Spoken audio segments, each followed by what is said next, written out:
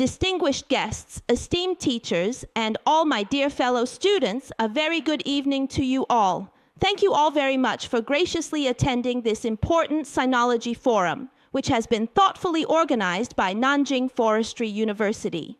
Today, we are extremely honored to have invited the great Khenpo from Larungar Buddhist Academy in Sichuan, an internationally renowned and highly respected Buddhist theorist, activist, and translator, truly a paragon of profound learning and wisdom, a modern-day Xuanzang, the esteemed Khenpo Sodargye, to interpret for us through the insightful lens of Buddhism and its timeless teachings. One of the topics people care most about today is ecological civilization. At the present time, we can all clearly see the significant severity of ecological and environmental issues currently facing our country.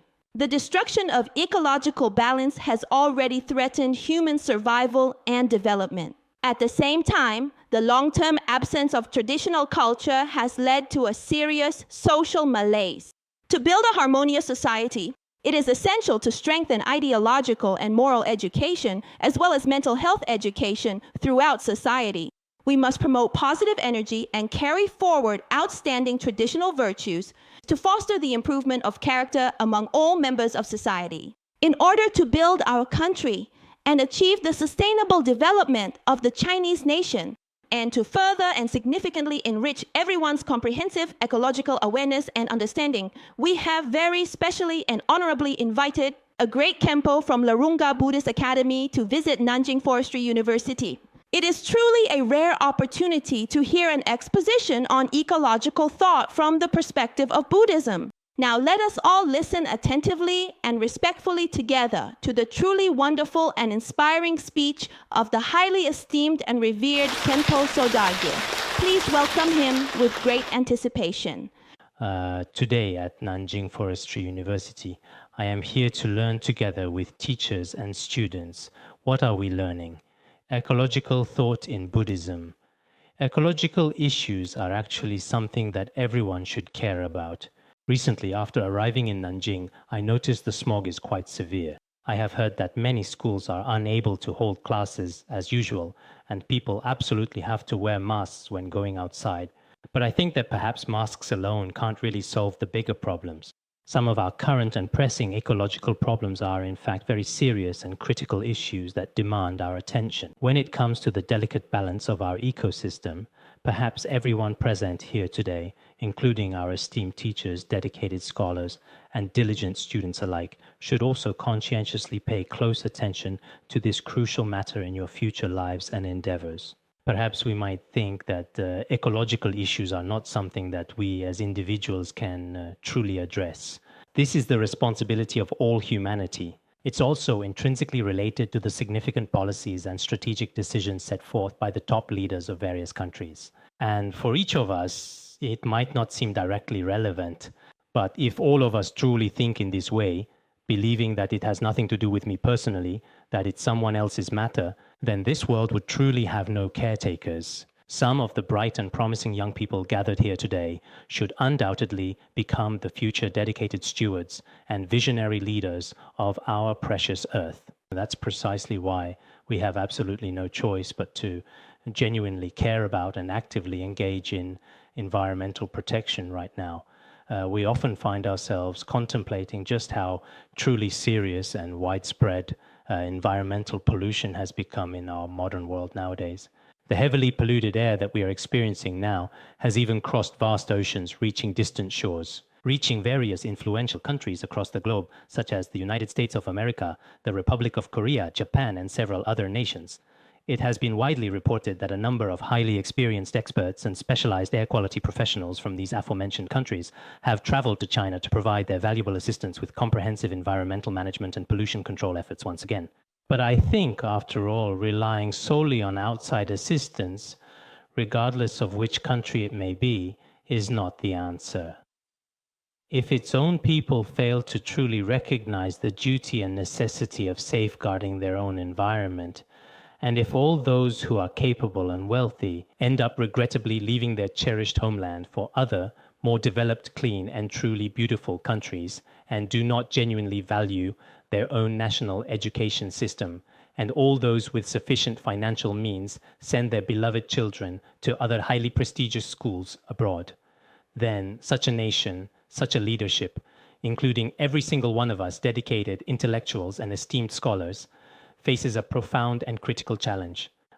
We will inevitably face truly very severe environmental pollution caused by themselves in the future. This is one of the significant impacts of our overall external environment. But what is the root cause of the impact from the external environment? In fact, it is the environment of our own hearts and minds. The environment of our hearts and minds, our way of thinking, may indeed be even more deeply polluted. On this crucial issue, people in the 21st century really need to pause and reflect deeply. Why do I say this? Because by now, everyone should be very clear and understand that the earth on which we all live and depend today is indeed finding it increasingly hard to bear all kinds of growing pressures from humanity. I also very often read some of the most current news and detailed reports. Around approximately 2004, there was a renowned American geography magazine, an influential publication, that explicitly stated that the resources on our planet are finite and precious and truly limited. If everyone in the world wanted to achieve the same elevated standard of living as in the affluent United States of America, even the vast and extensive resources of 3 Earths would not be enough. Moreover, our precious and fragile Earth is indeed profoundly sick now. What is the critical reason for this illness? The primary reason for this concerning situation is very closely related to our inherent human greed. There exists a significant and widely recognized metric known as the Living Planet Report, which originates from the highly respected Worldwide Fund for Nature. Based on the comprehensive data presented within this index, what profound insights does it reveal to us? It indicates that currently the world's vital natural resources have been significantly depleted in just a relatively short period, specifically from the year 1970 to 1995. In just 25 short and impactful years, the valuable resources that have been tragically lost accounted for a significant 1/3 of the Earth's entire total resources. With this concerning fact firmly in mind, we are compelled to wonder, what will the people in the future truly do? And as for our absolutely vital freshwater, the total available amount of this essential resource is alarmingly decreasing year by year. In just 25 years, the devastating rate of decline has already reached a critical 50%. Similarly, our precious forests are being continuously depleted and reduced every year at an alarming pace. The annual loss is truly staggering, equivalent to an entire area the size of the United Kingdom disappearing. As a grave and direct result, our land, forests, and freshwater resources, the entire natural environment that supports us, is being severely polluted and systematically destroyed in this increasingly dangerous way. What exactly is the reason for this? I truly think everyone should fully know. According to one reliable source, people on Earth today, not only have we inherited the Earth from our predecessors, but more importantly, we are also borrowing it from our future generations. We have already borrowed the Earth's resources that belong to our descendants. I find this particular statement quite alarming. Now, in some countries, for the sake of their future generations, they are taking significant steps. They try to conserve the resources they possess as much as possible, making every effort to reduce consumption and to protect and preserve them. But what exactly is the prevailing mindset that dominates in many of our bustling cities today? Everyone truly knows it. As long as I can personally use it myself, that's absolutely all that genuinely matters. This kind of self-centered mentality. If we continue to proceed like this, the fundamental root cause of all kinds of devastating disasters happening throughout the entire world today is actually very closely and intimately related to our hearts and our actions. Everyone truly knows this fact, and I have paid careful attention to it before as well. There is a documentary called Plus or Minus 2 Degrees, which was produced in Taiwan. If you have the chance, you should definitely watch some truly insightful movies, engaging TV shows, or thought-provoking documentaries that are profoundly beneficial for environmental protection and for our minds. The documentary Plus or Minus 2 Degrees Celsius, The truth Taiwan must face was originally and primarily about the current environmental situation in Taiwan and serves as a powerful inspiration for everyone involved. But this time when I went to Taiwan, whether it's the depletion of resources in Taiwan or people's efforts to protect the environment, it's not truly and quite exactly as described here. Compared to the resources and ecology of various cities on the mainland, Taiwan's current situation is indeed quite good. There's also another example, former US Vice President Al Gore, who in the year 2007 extensively used a significant amount of scientific data to thoroughly prove his compelling points. His acclaimed documentary, An Inconvenient Truth, also garnered numerous prestigious awards, primarily the highly coveted Oscars in the United States. Later, he received the Nobel Peace Prize, and this was also one of his major works. In this particular context, various prominent cities are significantly involved, including major global cities like Shanghai and New York, as well as many other coastal cities, which may potentially face certain significant dangers in the foreseeable future. Additionally, everyone has probably seen it, the well-known Hollywood movie dramatically called The Day After Tomorrow. Although it is a science fiction Hollywood film, it still truly serves as a powerful and important reminder to all people. Including movies like Avatar and so on, about these things you might wonder, as monastics, instead of focusing on chanting Buddha's name, what's the point of watching and studying these things? In fact, whether you are a monastic or a lay person, the environment belongs to all of humanity. And not just to human beings, but to all the animals living on this entire planet as well. Each of us has the basic right, the important responsibility, and the fundamental obligation to understand and properly observe it. If we only focus on our own tiny corner of the world and everyone neglects and thoughtlessly abandons the larger shared environment we all live in, then in the end, what will the inevitable result be? I think everyone is very clear about that unfortunate outcome. So, what should we clearly realize from this sobering reality? It is absolutely imperative that we commence caring for and actively protecting our environment right now without further delay. For instance, the growing issue of greenhouse gases and the greenhouse effect is already very serious and alarming. If the average global temperature rises by just 2 degrees Celsius, everyone knows that a significant amount of the Arctic ice will inevitably melt.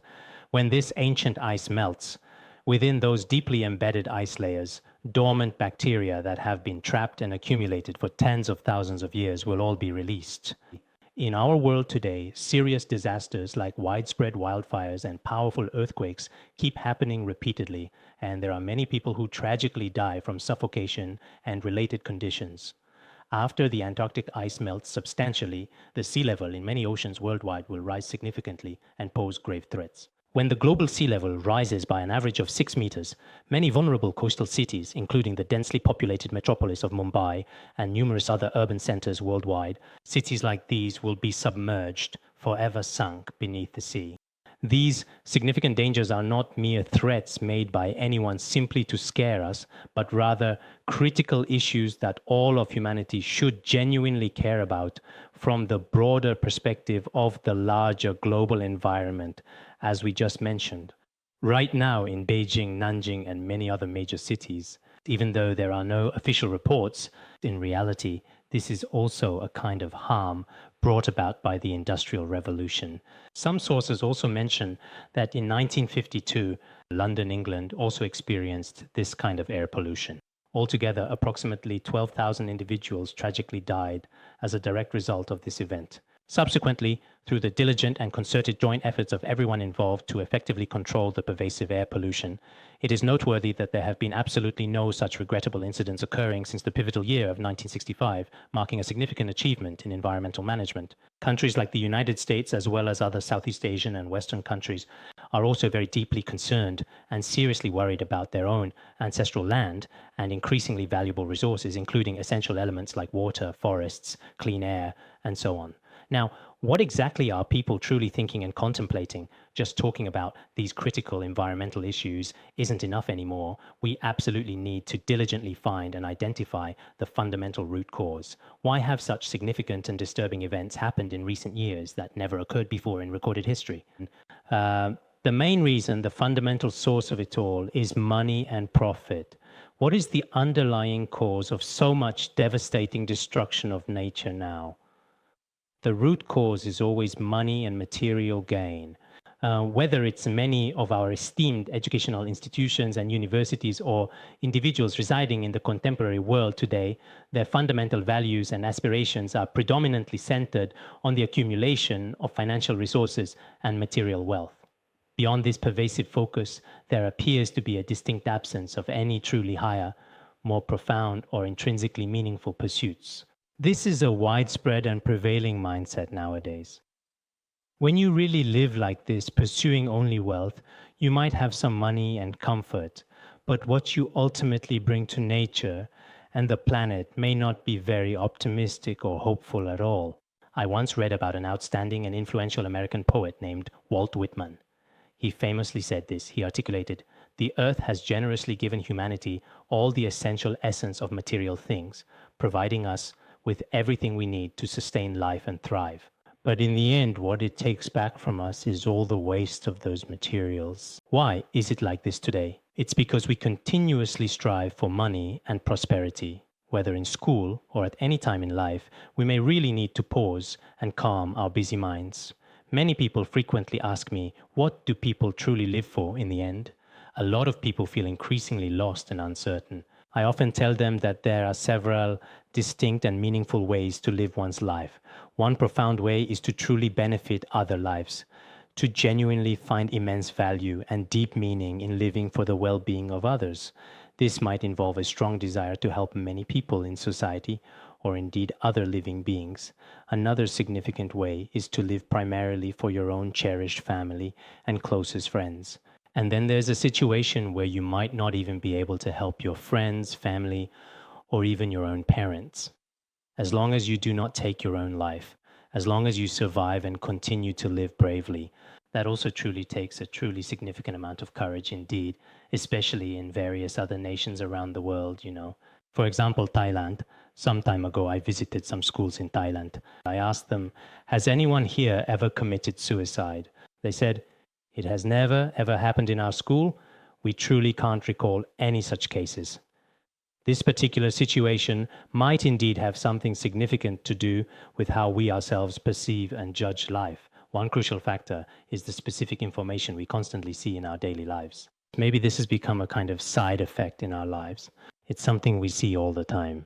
For example, in movies, when people encounter pain or difficulties, some individuals choose to become monks and go to temples, but this particular phenomenon is also truly quite unreasonable in many ways. In reality, it's important to understand that monks don't typically go to temples just because they face significant difficulties in life. I myself didn't encounter any particular difficulties either, but I personally felt that some jobs simply weren't suitable for me, so I ultimately chose this spiritual path. And there are countless people like this. So some of the media and public opinion we have now are also unreasonable. There's also the phenomenon of people choosing suicide when they encounter difficulties in life. This is also unreasonable. This kind of negative education and these kinds of inappropriate films are not good for young people's growth and well-being. As for young people, they should properly be in school getting quality education. I often talk to some teachers and educators about this. I sincerely hope that some dedicated teachers can truly teach students how to be a good person, how to effectively face life's challenges, face immense pressure, and face profound pain. Putting crucial effort into addressing this issue is even more fundamentally important than professional skills. Many students come to this school with a very pure mindset. Some of them start learning entirely on their own, diligently studying all kinds of valuable knowledge, which is truly excellent. When you eventually leave this esteemed school, you will be full of significant gains. No matter what skill it is, you have mastered it thoroughly. However, there are also some individuals who leave completely empty-handed, without having truly learned anything valuable whatsoever. At school, you could say they're like wild horses off the reins, with no restrictions from their families either. University is not like high school or elementary school, where many teachers and parents are watching over you all the time. When you lack any self-discipline, I'm afraid that here, some people are not really seriously studying at university, but just muddling through it without genuine effort. There, many behaviors involve picking up bad or even harmful knowledge and skills during their time in university. In the end, when they enter society, when they step into the real world, their whole life is spent in ongoing pain and difficult struggle. This concerning phenomenon is very serious and growing in schools today. Especially now, what's even more important is that during the process of learning knowledge, you absolutely shouldn't be primarily thinking about how to make more money in the distant future or how to achieve a significantly higher level of living. That is fundamentally not the correct attitude to adopt when approaching the process of learning. When we were diligently studying at the Buddhist Academy, it is indeed true that our fundamental living conditions were originally very poor. But our purpose in studying was not to think about whether we would have a salary or wealth in the future. We never thought that way. We just worked very hard. Even though now I haven't really achieved any great success or anything like that, I still deeply feel that the strong aspiration I had when first learning new knowledge, the desire to read so many books, hundreds of books, this is the basic requirement for anyone who wants to acquire knowledge. During the process of learning, how to become so absorbed that you forget to eat and sleep. Now, I see many college students. I visited many universities and learned about this in detail. College students just sleep all winter and basically don't attend classes regularly. They come here not to attend classes and study, but primarily to sleep and relax. Some don't study properly or attend classes seriously throughout the semester. When exams come around, they desperately scramble for last-minute help, anxiously begging teachers, asking classmates for assistance, even searching on their computers. They try all sorts of ways to cheat, but in reality, they lack real ability themselves. Such behavior is indeed quite serious and truly not encouraging. However, it is important to acknowledge that many schools across the United States and Canada are not like this. At their schools, I have personally visited a good number of them, some of their students have never, within the entire student body, encountered such issues or witnessed similar conduct. Especially at more successful schools like Harvard, Columbia, and the University of Washington, they do not have any negative phenomena competing internally with each other in any way at all. But here, in some of our schools, there are students who they spend their entire day constantly comparing their material wealth, meticulously talking about what their respective families possess. This includes whether they are picked up by expensive luxury cars or whether they wear fashionable designer clothes or not. Wearing one brand today, switching to another brand tomorrow. Oh, then this student is considered very successful. But actually, this kind of thing isn't necessarily beneficial for learning. I met a student from Harvard. I asked, "How many years have you been here?" He said, 7 years. I asked him, "How many items of clothing have you actually bought?" He then said, "I brought a few essential clothes from my home when I initially came here, and I haven't purchased any new clothes at all since arriving here." We truly don't have much time, and at school, there is absolutely no competition whatsoever over money or material possessions. I personally went to see for myself the remarkable spirit with which they diligently study. They read extensively at night, always reading with great focus. Even during the day, when they are eating their meals, they continue to read while eating. Many of the dining areas are just like this. But here, many of our college students are not like that. Not to mention reading while eating. Some even sleep directly during class and have no energy or interest to learn properly. They also treat their teachers with a very indifferent and apathetic attitude. In such an environment, maybe even the teachers aren't truly willing to teach you much or go deeper. But if you bring up money or discuss how to make money effectively, then their eyes light up more and more noticeably. Wow, it's as if everything in life revolves completely around money nowadays. Isn't that such a really happy thing? But actually, that's not necessarily true happiness. There was an ancient Greek myth about this. Even though it's just a myth, I often find myself thinking about this particular story. There was a man who was extremely greedy for money. He was so incredibly greedy that he eventually pondered, wouldn't it be truly wonderful if everything I touched, every single object, could miraculously turn into pure gleaming money? Later, it is widely said that he earnestly prayed to the powerful god of wine. He asked, "Can I have the ability to turn anything I touch into gold so that whatever I touch instantly becomes gold?" Eventually, he was indeed granted this immense power. He got precisely what he wished for and was absolutely overjoyed. Everything he touched instantly turned into solid gold. But soon, trouble inevitably followed. When he tried to eat, his delicious food turned into gold as soon as he touched it, so he simply couldn't swallow anything at all. One day, he accidentally touched his beloved daughter, and she instantly turned into a golden statue before his eyes. At this shocking point, he profoundly felt that it was all meaningless and without value. If everything is gold, then nothing has any meaning, and there is no happiness in it either. He went back to the god of wine once again and asked, "Can you please take back this power you so generously gave me?"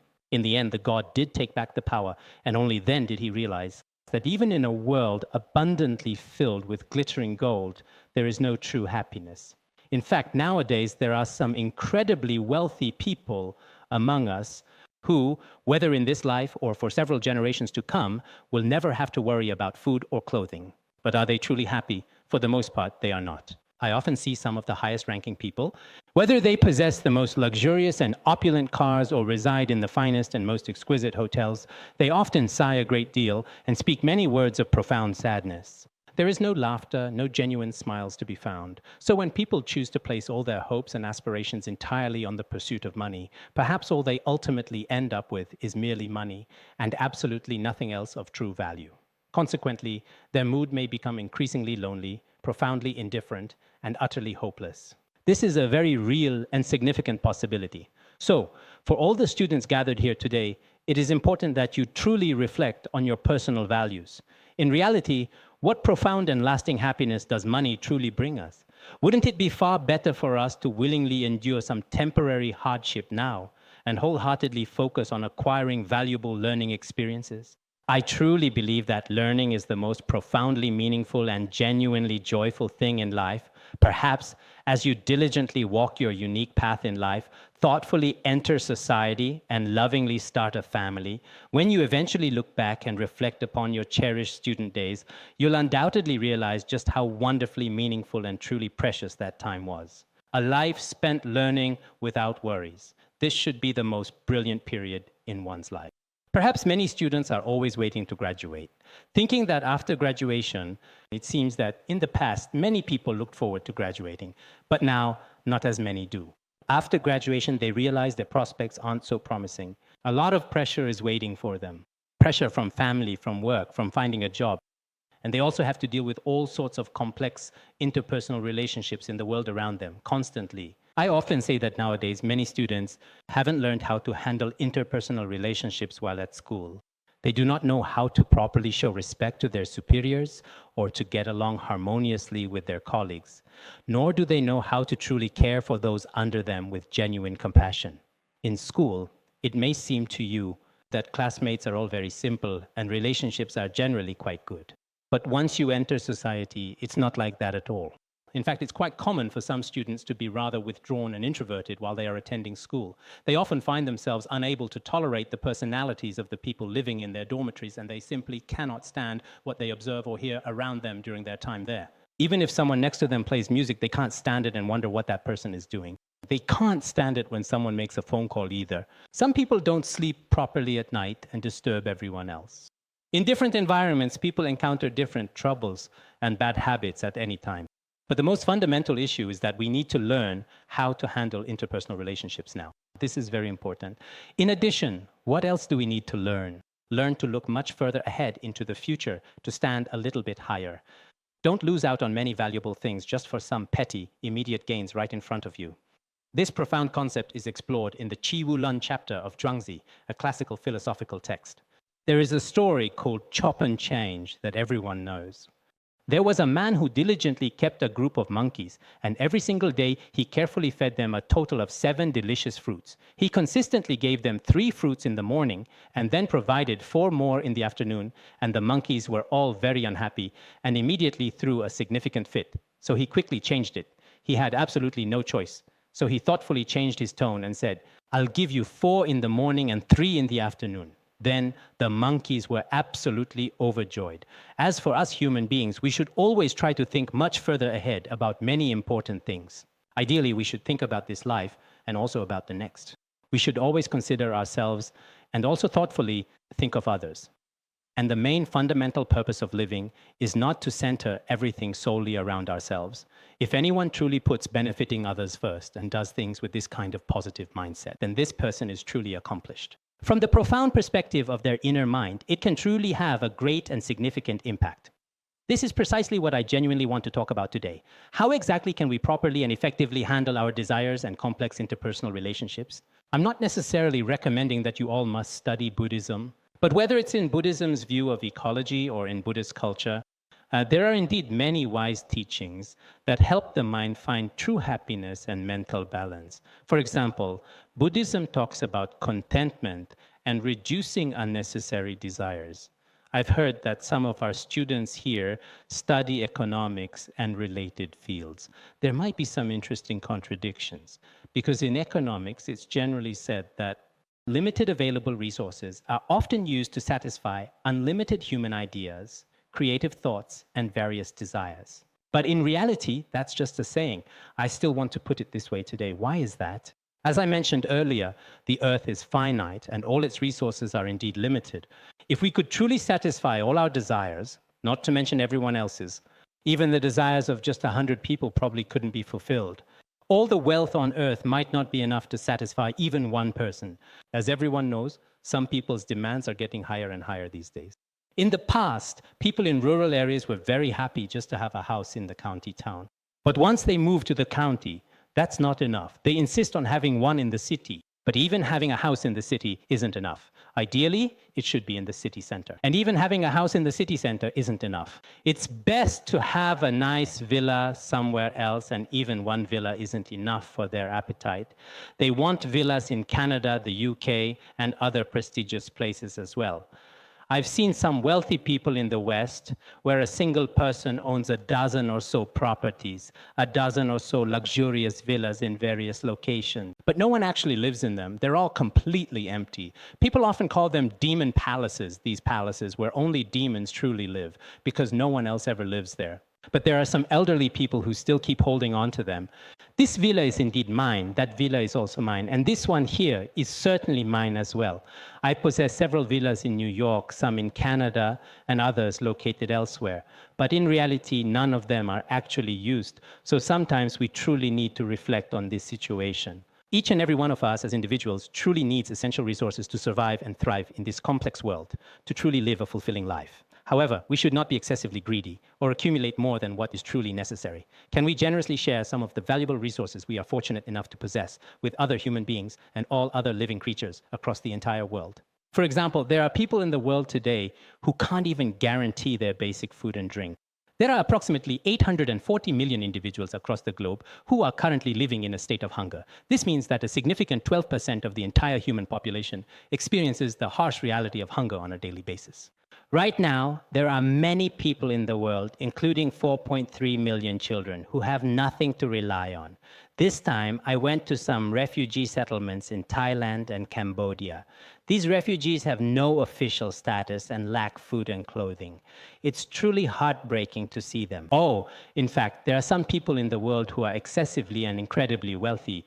They have so much that they have no choice but to waste everything needlessly. Meanwhile, some people are so desperately poor that they can't even afford 3 decent meals a day. They live in a constant state of hunger. Perhaps you have personally experienced this situation, or maybe you've observed it in various other sources. The young children in Africa, and those living across the vast deserts of Africa. A dedicated journalist whom I know well often travels there for her work. Each time they return, it brings a profound change to their outlook on life. Nowadays, many people seem to feel like they're lacking this or that.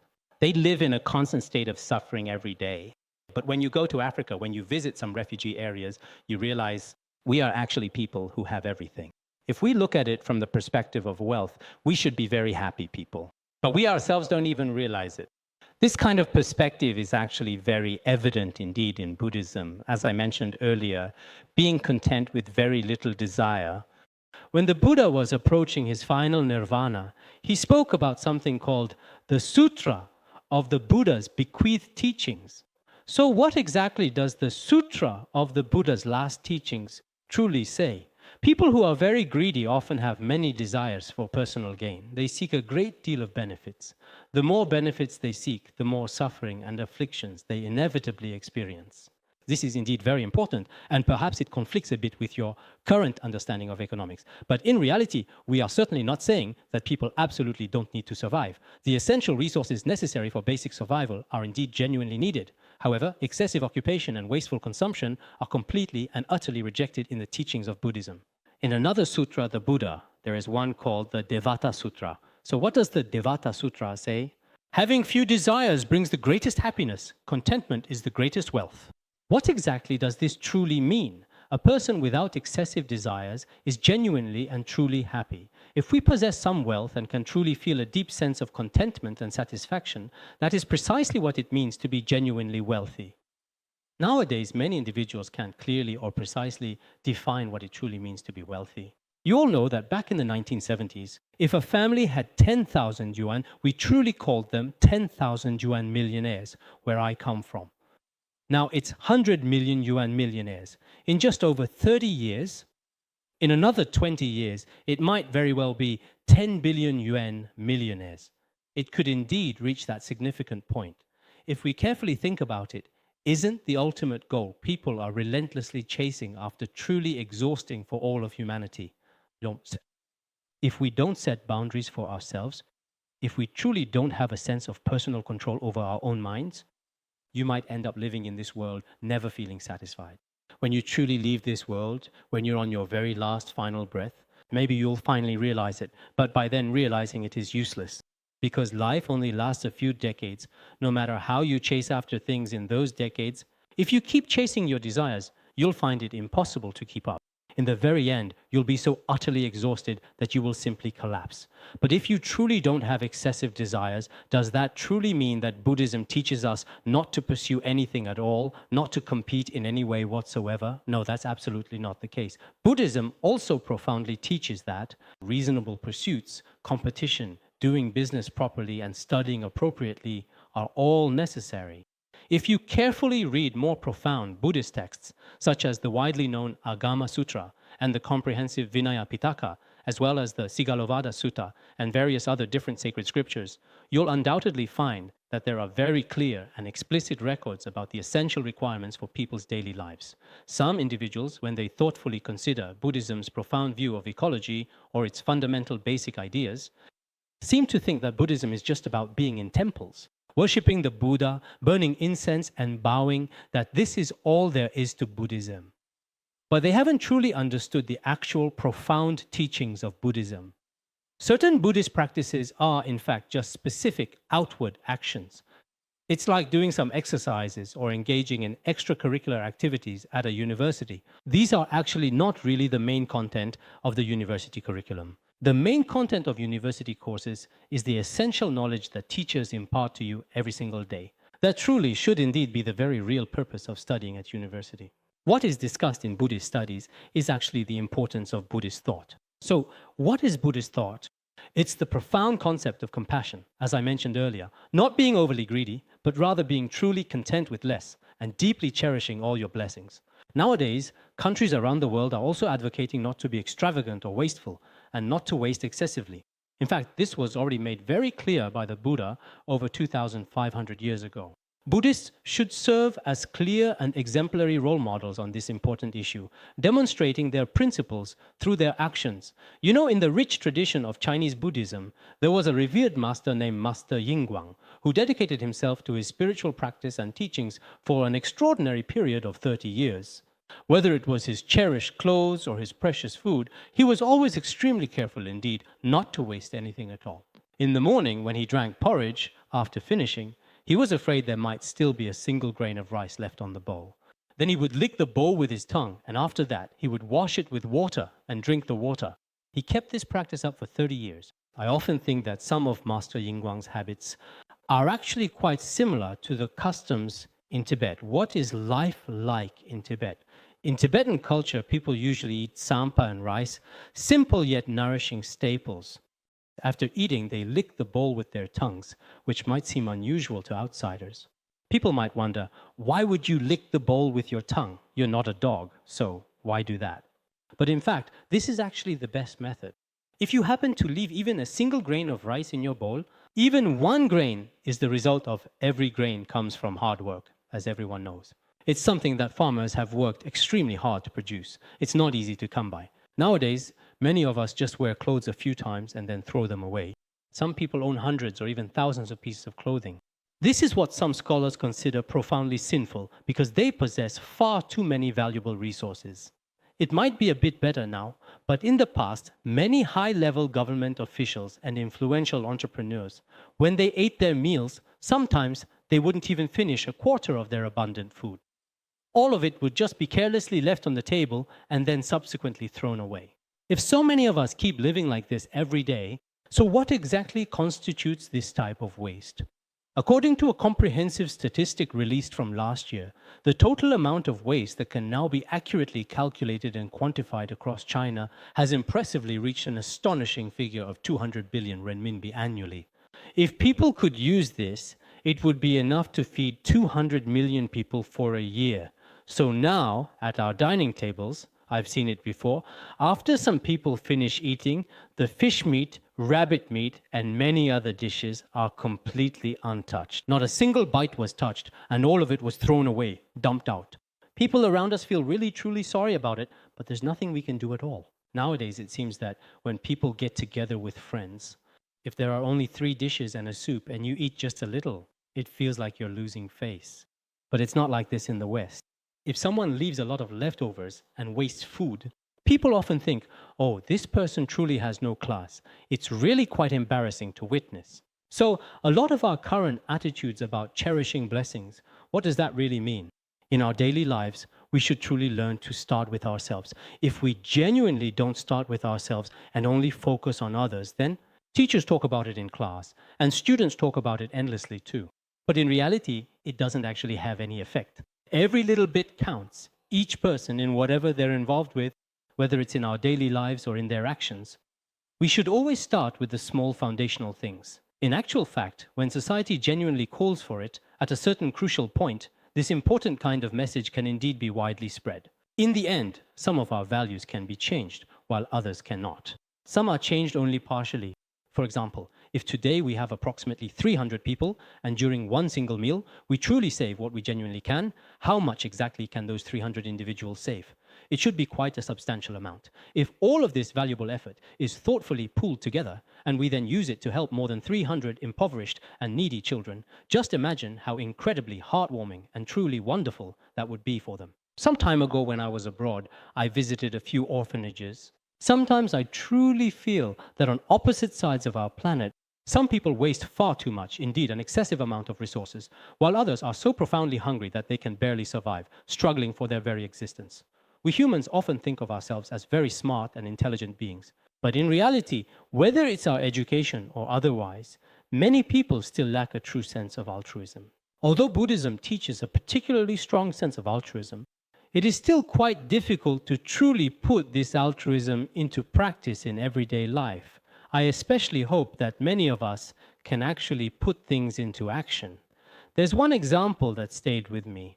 I once saw a professor who was giving a lecture at a school. Just 10 minutes before his lecture was about to start, the students began to slowly enter the spacious venue, one after another, and there happened to be a discarded banana peel that had been carelessly thrown on the main road. Each and every student stepped directly on it and audibly complained as they cautiously walked by, saying things like, "How could the organizers be so lacking in morals and environmental awareness?" Everyone kept constantly complaining about it all the time. After a short while, the esteemed professor finally arrived, and he also immediately started complaining quite loudly. He said, "Hey, banana peel, why didn't you go to the trash can earlier to take a nap? Why are you here exactly?" He loudly scolded.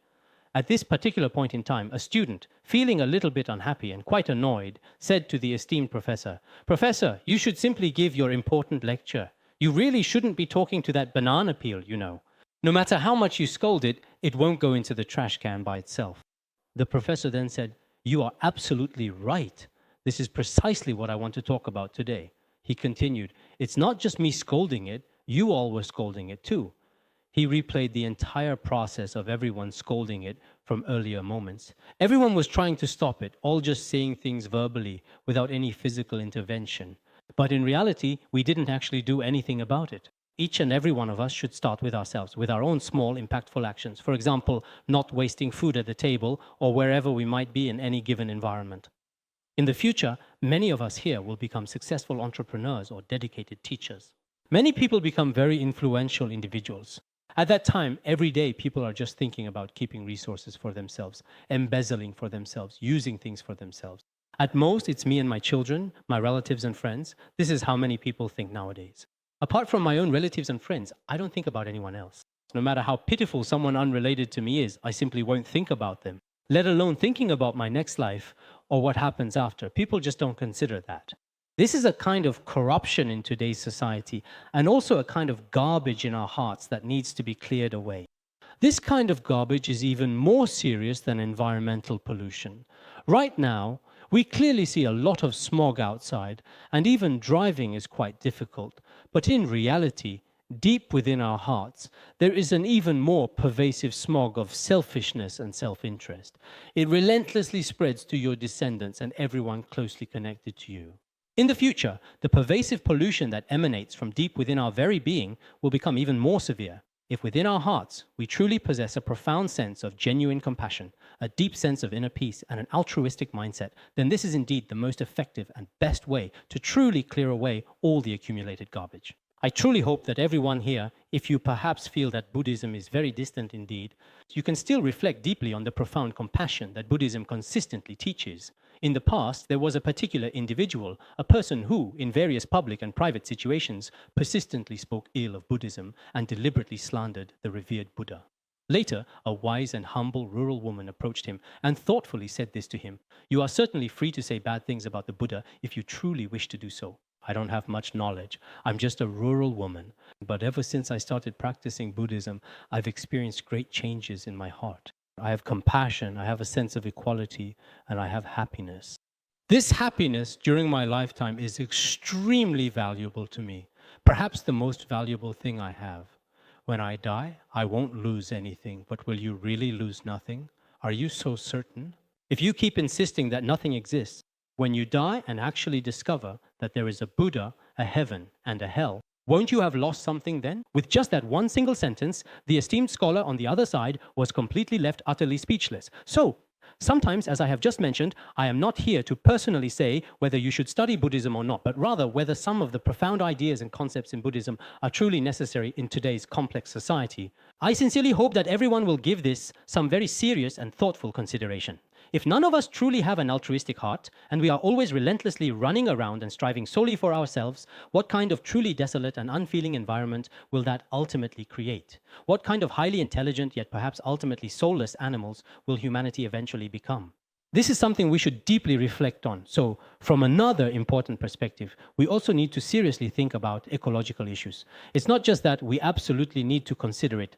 Each of us should start with ourselves and do many meaningful things in our daily lives. Ultimately, what we can achieve depends on each person's intention and ability. So let's do what we can. All right, thank you all very much.